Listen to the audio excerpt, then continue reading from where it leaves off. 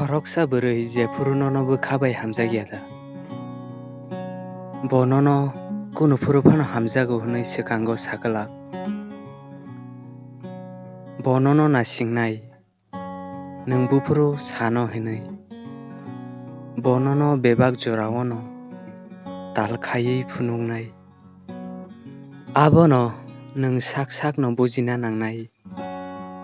Bini kok samarok no, bini tongmarok no, tei nung bini bwkhano porina nangnai. Bo jora jorao no belaikhai no abo amjongnai. Phiaba nung o kok no twiwi kuno kosto wngjakya wngna nangnai. Bo je saphano wngthu belaikhai no naithok babo perfect. Nung sudo nini o jorarok no si ta swkmadi. Kebo khoroksa swkni tarif khai naidi nung bini bwskango. Bini mukhango jilia sibo nuknai nung kaham khaino. Aboni yagulo jodi bo nungbai joliwi kok sakai nung bini bwkhani kok no joto bujiwi manano.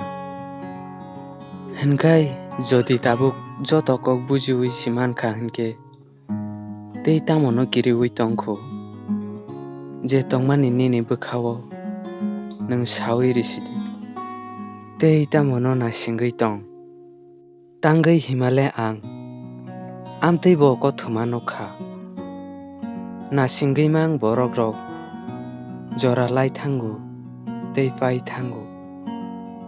Je Phuru kothoma rok paithak digi thangyada a Phuru si borok rok bo puitu khaio tei bujio.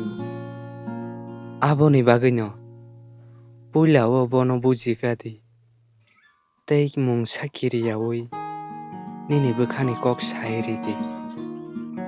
Tangwi hinmale je Phuru Khoroksa Bwrwi no bwkhabai Hamjakyada bono no swkango saklak. Bo o kok no swkango je Phuru phano saklak.